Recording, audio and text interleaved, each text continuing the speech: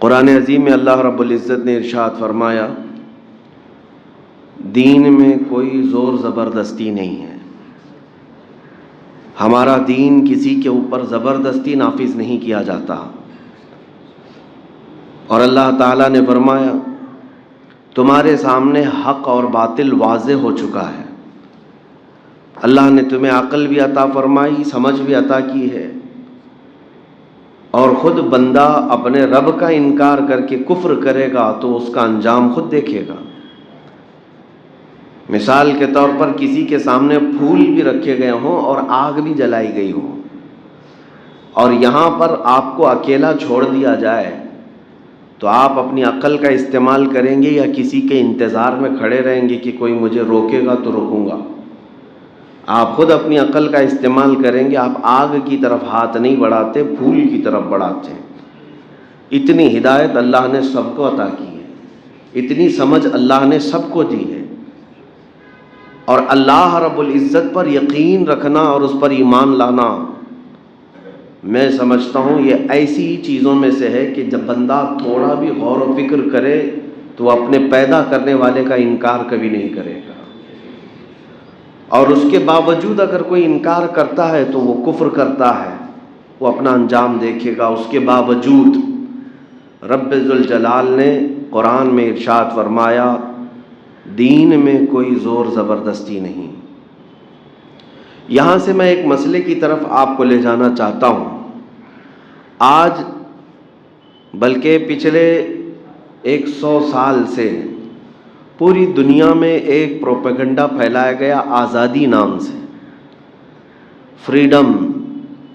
یہ آزادی کا مطلب کیا ہے؟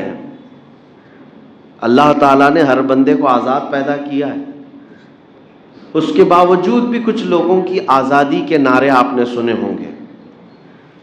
میں اپنے دیش کی آزادی کے بارے میں نہیں کہہ رہا ہوں، ملک کی آزادی کے بارے میں نہیں، بلکہ دنیا میں ایک ایسا پروپیگنڈا پھیلایا گیا ہے کہ ہر انسان کو بولنے کی آزادی ہونی چاہیے، اپنے رائے کا اظہار کرنے کی آزادی ہونی چاہیے۔ تو یہ آزادی تو سب سے پہلے میں سمجھتا ہوں اس کائنات میں دنیا میں اسلام نے دی۔ Freedom of speech, freedom of expression جس کو کہتے ہیں۔ لیکن آج کے دور میں جس کو فریڈم کہا جا رہا ہے وہ کیا ہے اور اسلامی فریڈم کیا ہے، یہ میں فرق آپ کو بتاتا ہوں۔ آزادی حقیقت میں ہوتی کیا ہے، آزادی کا مطلب کیا ہے جس کا مس یوز آج کیا جاتا ہے، غلط استعمال۔ آزادی کا مطلب یہ ہے کہ دوسرے کا احترام کر کے اپنی رائے کا اظہار کرنا، یہ نہیں ہے کسی کو ہرٹ کرنا اور اپنے آپ کو ترم خاں سمجھنا، میں چاہے تو گالی بھی دے لوں گا۔ زبان اللہ نے دیا ہے تو اس کا مطلب یہ نہیں کہ تم غلاظت بھی بکو، مغلظات بھی بکو اور پھر کہو کہ مجھے بولنے کی آزادی ہے۔ بولنے کی آزادی کا مطلب کسی اور کو ہرٹ کرنا نہیں ہوتا۔ آپ اپنی رائے رکھ سکتے ہیں، یہ اسلام نے دیا ہے۔ آپ کو پتہ ہے جب بادشاہوں کے دربار میں کسی کو بولنے کی بھی ہمت نہیں ہوتی، جرأت نہیں ہوتی، میرے آقا سرور دو عالم صلی اللہ تعالیٰ علیہ وسلم نے صحابہ کو یہ اختیار دیا تھا۔ حضور پاک صلی اللہ علیہ وسلم نے علل اعلان یہ ارشاد فرمایا تھا کہ تم میں سے کسی پر میرا کوئی حق باقی ہے تو مجھ سے لے سکتا ہے۔ یہ آزادی کہیں ہے؟ آج بھی جو کہتے ہیں آزادی رائے یا پھر ایکویلٹی کی جو بات کی جاتی ہے، فریڈم کی جو بات کی جاتی ہے، لا کر کے ایک نظیر، ایک مثال پیش کر دیں۔ نبی رحمت صلی اللہ تعالیٰ علیہ وسلم، اللہ کا آخری رسول، سید الانبیاء، اگر اپنے صحابہ میں یہ کہیں کہ کسی پر میرا حق باقی ہے تو مجھ سے لے سکتا ہے، اور ایسا نہیں ہے کہ صرف یہ اعلان تھا، ایک صحابی کھڑے بھی ہوئے اور کہا میرا آپ پر ایک حق باقی ہے، وہ کھڑے بھی ہوئے۔ رسول اکرم صلی اللہ علیہ وسلم نے ارشاد فرمایا، بتاؤ کیا حق باقی ہے؟ کہا ایک جہاد میں جانے کے دوران صفیں سیدھی کرتے وقت آپ کے ہاتھ میں ایک چھڑی تھی جس سے آپ نے مجھے مارا تھا، اور میں اس کا بدلہ لینا چاہتا ہوں۔ جتنا چھڑی سے آپ کے مجھے مار لگا تھا، اسلام میں برابری قصاص ہے۔ میں اس کا بدلہ لینا چاہتا ہوں۔ صحابہ کی گردنیں اونچی ہو گئی اس صحابی کی بات کو دیکھ کر۔ حضرت عمر کھڑے ہونے والے تھے، رسول کریم صلی اللہ تعالیٰ علیہ وسلم نے سب سے کہا بیٹھ جاؤ، یہ عدل کا میدان ہے، یہ اسلامی مساوات، اسلامی عدل ہے۔ اس صحابی کو بلایا، آؤ تم مجھ سے بدلہ لے سکتے ہو۔ وہ صحابی جب آئے نبی پاک صلی اللہ علیہ وسلم کے پاس تو انہوں نے ایک اور اپنی خواہش کا اظہار کیا، کہا جس وقت آپ نے چھڑی مجھے ماری تھی میرا بدن کھلا تھا، جبہ میں نے نہیں پہنا تھا، پیٹھ میری ننگی تھی، میں چاہتا ہوں کہ یہ بدلہ لینے کے وقت آپ کی بھی پیٹھ پر سے جبہ ہٹ جائے، آپ کی پیٹھ پر بھی جو جبہ ہے، کپڑا ہے، اس کو ہٹا دیا جائے۔ نبی پاک صلی اللہ تعالیٰ علیہ وسلم نے اپنا جبہ ہٹایا، اپنا جبہ کھول دیا۔ وہ صحابی پیچھے سے آئے، حضور کے دونوں کندھوں کے بیچ میں مہر نبوت تھی، اس کو چوم لیا، اس کو بوسہ دیا اور کہا میں نے بدلہ لے لیا۔ نبی پاک صلی اللہ علیہ وسلم کے دونوں کندھوں کے بیچ ایک مہر نبوت تھی جو اتنی زیادہ چمکدار تھی کہ سورج کی روشنی سے زیادہ اس میں اجالا ہوتا۔ یہ خاتم النبیین کی مہر تھی، حضور پاک صلی اللہ علیہ وسلم کی، اور وہ صحابی اس مہر نبوت کو دیکھنے کے لیے ہمیشہ بے چین رہتے۔ انہوں نے اس طریقے سے چومنے کا ایک بہانہ بنا لیا، لیکن میرے آقا صلی اللہ علیہ وسلم نے پوری دنیا کو یہ بتا دیا کہ اگر رعایا میں سے، صحابہ میں سے، شاگردوں میں سے بھی کوئی کھڑا ہو جائے، حق ہے آپ کے اوپر، تو اپنے آپ کو پیش کر دینا۔ یہ اسلامی مساوات، یہ فریڈم ہے۔ آج مجھے بتائیں کوئی ایک میدان میں آ کر کے کہہ دے نیتا کہ قوم پر کسی پر میرا حق باقی ہے تو لے سکتے ہیں، شاید اس کے چتڑے بھی باقی نہیں رہیں، قوم اتنا اس سے مقابلہ کر جائے۔ سارا تو کھا کر کے ہی بیٹھے ہوئے ہیں، ہر ایک کا تو حق دبا کر کے ہی بیٹھے، کہنے کی کسی کے اندر ہمت بھی نہیں ہوگی، جسارت بھی نہیں ہوگی۔ کوئی اونچی سیٹ پر بیٹھا ہوا آدمی سامنا بھی نہیں کرنے کو تیار ہے عوام کے سامنے۔ میرے عزیزوں، میں یہ باتیں اس لیے کہہ رہا ہوں کہ پہلے آپ کو تصور سمجھا دوں اسلام کا کانسیپٹ کیا ہے۔ جن ظالموں نے آزادی کا نعرہ دیتے ہوئے اسلام کو تانا دیا ہے کہ یہاں پر پابندیاں ہیں، یہاں پر چار دیواریاں کھڑی کی گئی ہیں، ہر ایک کو آزادی نہیں، وہ اپنے گریبان میں جھانک کر کے دیکھ لیں کہ کہاں آزادی اور کہاں نہیں۔ قیصر و کسریٰ کے دربار میں کسی کو سر اٹھانے کی ہمت نہیں ہوتی، سجدے کرائے جاتے تھے، سجدے کرائے جاتے تھے۔ بادشاہ کے آنے کے وقت سارے لوگ رکوع میں ہوتے، جبکہ میرے آقا صلی اللہ تعالیٰ علیہ وسلم نے جھک کر سلام کرنے کو بھی منع فرمایا۔ کسی کے لیے جھک کر کے سلام کرنا بھی جائز نہیں، نبی پاک صلی اللہ تعالیٰ علیہ وسلم نے اس کو سختی سے منع فرمایا۔ ہم اللہ کے بندے ہیں، جھکیں گے تو صرف اللہ کی بارگاہ میں، اور کوئی بندہ کسی بندے کو نہیں جھکائے گا اپنے لیے، کوئی بندہ، وہ بادشاہ وقت کیوں نہ ہو جائے، وقت کا بڑا عظیم تخت کا مالک کیوں نہ ہو جائے، لیکن وہ کسی اور بندے کو نہیں جھکائے گا۔ اگر وہ جھکاتا ہے تو پھر وقت کا وہ فرعون ہے، وقت کا فرعون ہے۔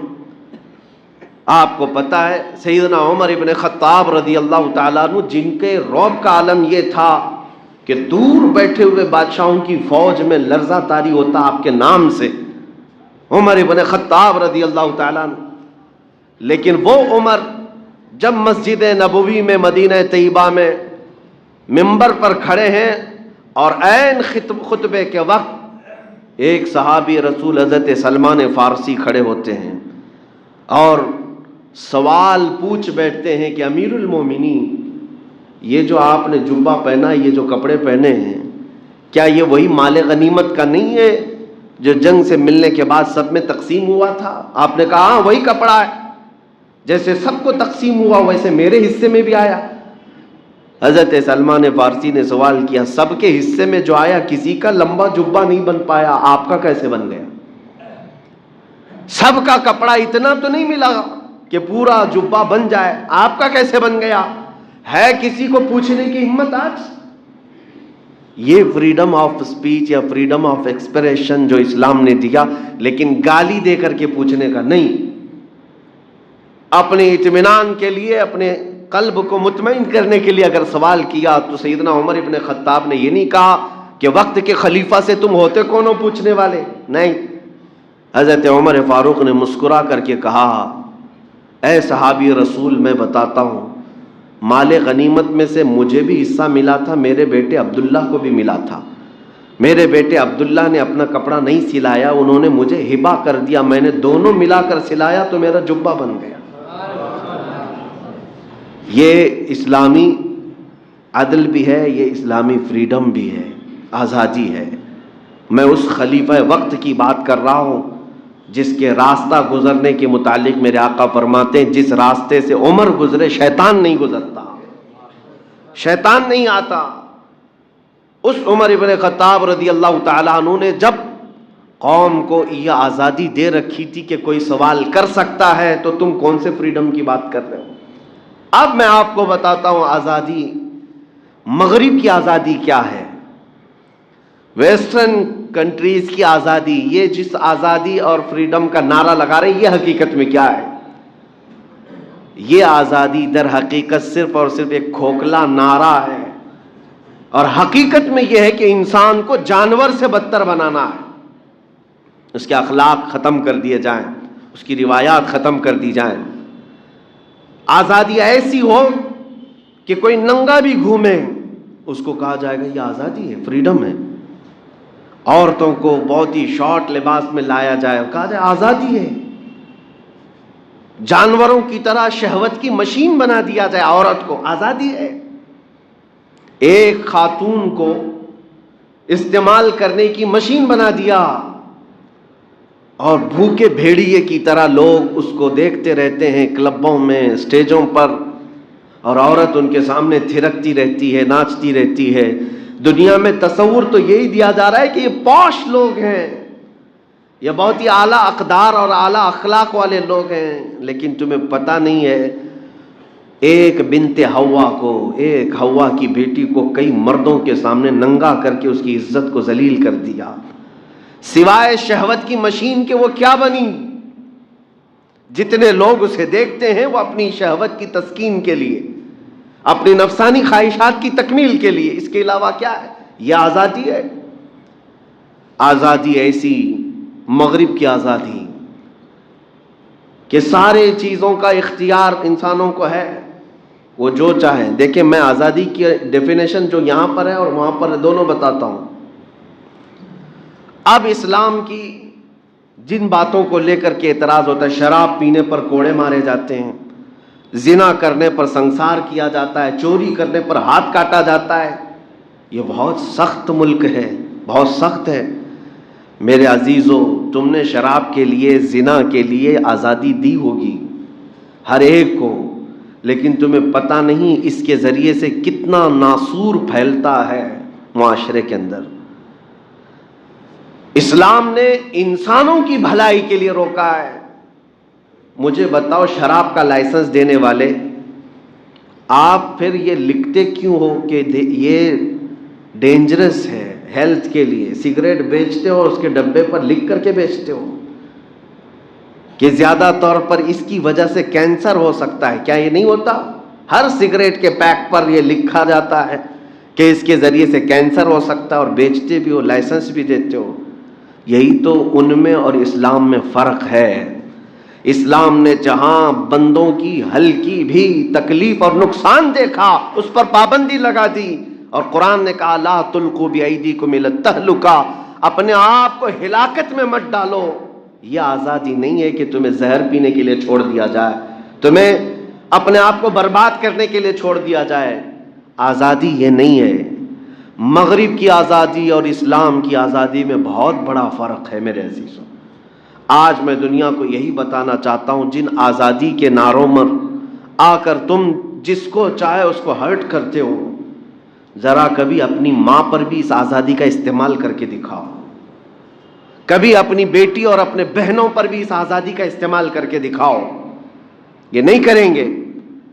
آزادی رائے اور آزادی اظہار جس کو یہ کہتے ہیں گفتگو کی آزادی، اسپیچ کی آزادی، بولنے کی آزادی، اور اس آزادی کی آڑ میں اسلام کو تنقید کیا جائے، اسلام پہ، مسلمانوں پہ، اللہ پہ، رسول اللہ پہ کرٹیسائز کرنا اور تنقید کا نشانہ بنانا، اور اس کو کیا کہتے ہیں؟ یہ آزادی ہے، فریڈم آف اسپیچ ہے، فریڈم آف ایکسپریشن ہے۔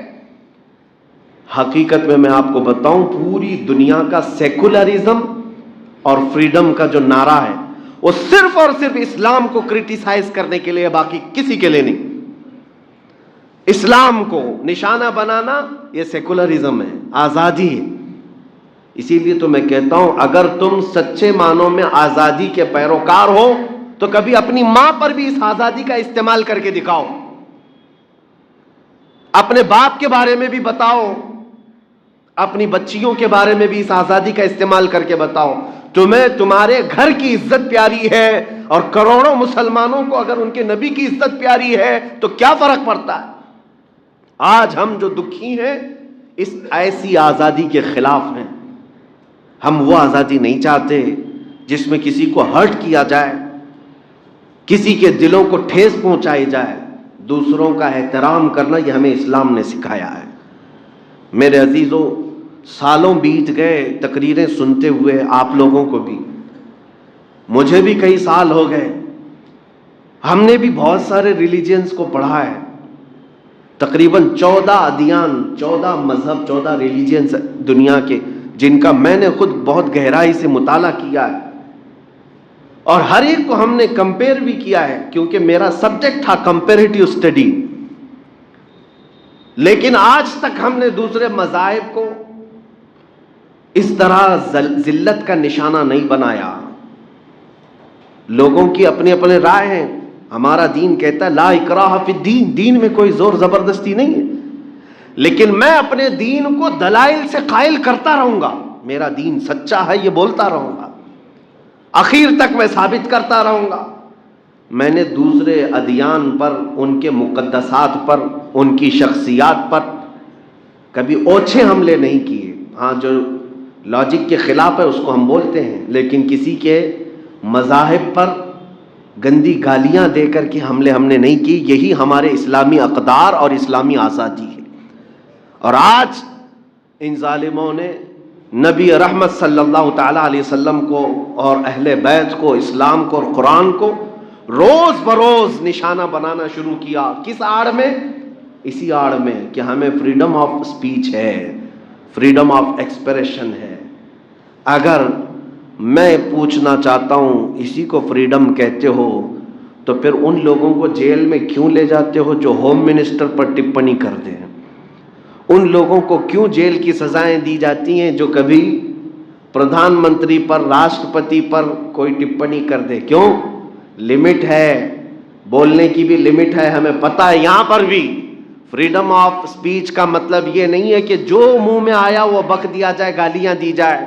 ہم اپنے دیش کے بھی کسی بڑے کے لیے نہیں بول سکتے، یہ ہمارے ہاں قوانین ہے، لیکن یہ جو دوغلی پالیسی چل رہی ہے اس کے خلاف میں بولوں گا۔ آج پورے ہندوستان بھر میں اس آزادی کے نام پر ایک فتنہ ایسا زور و شور پھیلایا جا رہا ہے کہ ایک کے بعد دیگر میدان میں ان کو اتارا جائے گا اور نبی پاک صلی اللہ علیہ وسلم کی ذات کو نشانہ بنایا جائے گا۔ یہ ہمارے جذبات کو ٹھیس پہنچانا اور نوجوانوں کو بھڑکانا اور ان کو راستوں پر لا کر اتارنا، دنگے کرانا، فساد کرانا، یہ ساری پلاننگ ہو چکی ہے۔ اس سے قبل میں نے عرض کیا تھا جینوسائیڈ کرنے کی بھی پلاننگ، یعنی نسل کشی، نسل ہی ختم ہو جائے۔ آپ کو پتہ ہوگا افریقہ کا ایک علاقہ ایسا ہے، ریڈیو روانڈا جس کو کہتے ہیں، ایک بہت بڑا مشہور فتنہ ہوا تھا۔ وہاں پر 2 قبیلے تھے اور دونوں قبیلوں میں ایک مائنورٹی اور ایک میجورٹی۔ جو میجورٹی میں تھے، اکثریت میں تھے، ان کے دلوں میں یہ اقلیت کی نفرت اتنی ڈال دی گئی تھی۔ کس کے ذریعے سے ڈالی گئی تھی؟ ایک ریڈیو چلتا تھا، اسی کو ریڈیو روانڈا کہا جا رہا ہے۔ ریڈیو میں روزانہ وہ جو مائنورٹی ہے ان کے خلاف بکواس بکواس بکواس، اتنی کہ وہ جو میجورٹی کا طبقہ تھا وہ روز ریڈیو سن سن سن سن کر کے زہریلا بن گیا، اور جہاں یہ اقلیتی فرقے کو دیکھتے مارنے لگ جاتے تھے۔ ریڈیو کے ذریعے سے اس طرح نفرت پھیلائی گئی، اور اس ایک ملک میں 8 لاکھ مائنورٹیز کو مارا گیا تھا۔ 8 لاکھ لوگوں کی موت ہو گئی، ہتیا ہو گئی۔ کس کے ذریعے سے؟ یہی میجورٹی کے ذریعے سے۔ آپ چاہیں تو تحقیق کر لیں، انٹرنیٹ پر موجود ہیں یہ تمام اخبارات بھی۔ UN تک یہ بات کہی ہے، اور پھر یہ ثابت ہوا کہ اس میں سب سے بڑا ہاتھ اس ریڈیو کا تھا جس نے نفرت پھیلائی۔ میں سمجھتا ہوں آج کے اس دور میں اسی سازش کا نشانہ ہندوستان کو بھی بنایا جا رہا ہے۔ کثرت سے نفرت پھیلائی جائے مسلمانوں کے متعلق۔ یہاں مائنورٹی میں اور بھی لوگ ہیں، یہاں سکھ بھی ہیں، عیسائی بھی ہیں، یہ بھی مائنورٹی میں آتے ہیں، بودھ بھی ہیں، جین بھی ہیں، وہ بھی مائنورٹی میں ہیں۔ لیکن ان تمام مائنورٹیز کے اندر الپ سنکھیک جس کو کہتے ہیں، ان میں سب سے زیادہ مسلمانوں کے خلاف ایک زہر پھیلانا۔ اخبارات میں ان کے خلاف لکھو، ٹی وی ڈیبیٹس میں مکمل ان کے ہی مسائل کو چھیڑو، نیتاؤں کے ذریعے سے انہی کے بارے میں بولنے لگ جاؤ، اور ایک وقت ایسا بنا دیا جائے گا کہ عام نوجوان جو میجورٹی سے تعلق رکھتا ہے، اکثریتی فرقے سے، اس کا ذہن یہ بن جائے گا کہ ان لوگوں کو مارنا ثواب کا کام ہے، پنیہ کا کام ہے۔ یہ ساری سازشیں انہی اوقات میں جو دیکھنے میں آ رہی ہے، یہ آزادی کے نام پر چلنے والے فتنے ہیں۔ میں آپ کو ابھی سے آگاہ کرتا ہوں، ابھی سے میں آپ کو ان حالات کے لیے میں بتانا چاہتا ہوں، اور حکومت وقت سے بھی، کہ اپنے دیش کو اس طرح ٹوٹنے بکھرنے مت دو۔ بہتوں کا خون یہاں پر بہا ہے اس کی آزادی کے لیے، بہت ساری قربانیاں ہوئی ہیں۔ اس لہلہاتے ہوئے چمن کو اس قدر برباد نہ کرو کہ یہاں پر صرف اور صرف دھواں اٹھتا نظر آئے ہر جگہ، اور خون فساد ہونے لگ جائے۔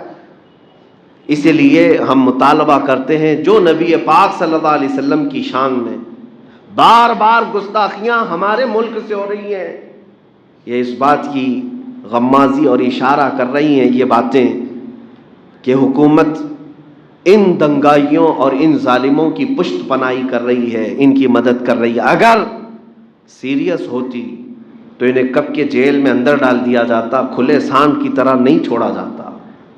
بہرحال یہ تمام باتیں، یہ میرا میسج ہے آپ سب کو، میں یہ بتانا چاہوں گا، آزادی کا مطلب آپ کو بھی میں سمجھا دیتا ہوں۔ اس ملک میں آزاد ہو، بولنے کی آزادی ہے، تو اس کا مطلب یہ نہیں ہے کہ تمہیں ہاتھ دیا گیا ہے تو کچھ بھی توڑ ڈالو، تمہیں پیر دیا گیا ہے تو کسی کو بھی ٹھوکر مارو، اس کا نام آزادی نہیں ہے۔ تمہیں زبان دی گئی ہے تو ہر راستہ چلتے ہوئے آدمی کو گالی دے دو، یہ آزادی نہیں ہے۔ لمٹ ہے، ہر ایک کے حدود ہیں۔ کسی اور کو ہرٹ نہ کرنا، کسی اور کو تکلیف میں نہ ڈالنا، اور پھر تم آزادی سے رہو، تم پر کون سی پابندی ہے؟ بس حضور پاک صلی اللہ تعالی علیہ وسلم کے پاس ایک نصیحت ایسی آئی، حضور پاک نے ایک صحابی کو نصیحت میں کیا فرمایا؟ یہ سب کو جامع ہے، سب کو کامل ہے۔ اخلاق کسے کہتے ہیں؟ سب سے اچھے اخلاق نبی پاک صلی اللہ علیہ وسلم نے ایک جملے میں فرما دیا، ترک ما لا یعنیہ۔ نبی پاک صلی اللہ علیہ وسلم فرماتے ہیں، ہر اس چیز کو چھوڑ دینا جو تمہاری شان کے لائق نہیں۔ اس میں سب آ گیا، جو تمہاری شان کے لائق نہیں، ان تمام چیزوں کو چھوڑ دینا، یہی سب سے اعلیٰ اخلاق ہے۔ زنا کیا تمہارے لائق ہے؟ چوری تمہارے لائق ہے؟ کیا جھوٹ بولنا، فساد کرنا یہ تمہاری شان کو زیب دیتا ہے؟ جتنی برائیاں تمہیں زیب نہیں دیتی، ان تمام کو چھوڑ دینا سب سے اعلیٰ اخلاق ہے۔ یہی سب سے بہترین آزادی بھی ہے۔ آزادی کا مطلب ننگے ہو کر گھومنا، لوگوں کے درمیان گالی گلوچ کرنا، یہ آزادی نہیں۔ یہ مغرب کی آزادی ہے، یہ ویسٹرن کنٹریز کی آزادی ہے، جنہوں نے سارا نظام درہم برہم کر دیا۔ آج ان کے ہاں حال یہ ہے کہ بچے بھی ہو گئے، لیکن بچوں کو پتہ بھی نہیں چل پاتا کہ میرا باپ کون ہے، کیونکہ بنا شادیوں کی عورتیں مردوں کے ساتھ رہتی، 2 بچوں کے بعد وہ آپس میں فیصلہ کرتے ہیں اب شادی کر لیا جائے۔ انڈرسٹینڈنگ کے لیے 2 بچے تک انتظار کرتے، اور پھر نہ جمع تو پھر چھوڑ دیا، پھر چھوڑ دیا، پھر چھوڑ دیا۔ ہزاروں بچے وہاں پر آج موجود ہیں جو بغیر ماں باپ کے رہتے ہیں، گورنمنٹ کے سائے میں پلتے ہیں۔ یہ سارا آزادی ان کی آزادی کا نتیجہ ہے۔ جس طرح سے زنا کی آزادی دے دی گئی، جس طرح سے ننگے پن کی آزادی دے دی گئی، یہی سب ہوگا۔ اب تو ہم یہ بھی سن رہے ہیں کہ بعض کنٹریز یورپ کی وہ ہیں جو ریلیشن یعنی اپنے آپس کے رشتوں میں شادی کرنے کی اجازت دیتی ہے۔ آپس کے رشتے کا مطلب بھائی بہن سے شادی کر سکتا ہے، بیٹا اگر ماں سے ہی محبت کرنے لگ جائے تو اسے شادی کی اجازت دے دی جائے۔ یہ سب آزادی ہے، یہ مغرب کی آزادی ہے، اس کو قانونی درجہ دے دیا جائے گا۔ اور LGBT کمیونٹی پوری دنیا میں آج مشہور کرائی جا رہی ہے۔ عورت عورت کے ساتھ رہنا چاہے، مرد مرد کے ساتھ رہنا چاہے، اسے قانونی حق دیا جا رہا ہے، اس کو پروٹیکشن دیا جاتا ہے، حفاظت۔ یہ سارا وہی نظام ہے آزادی کا۔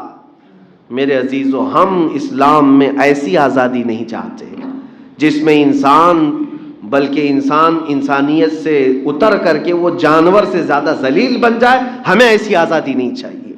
ہم اس آزادی کے قائل ہیں کہ ہمارا سر کسی اور کے سامنے زبردستی نہ جھکایا جائے۔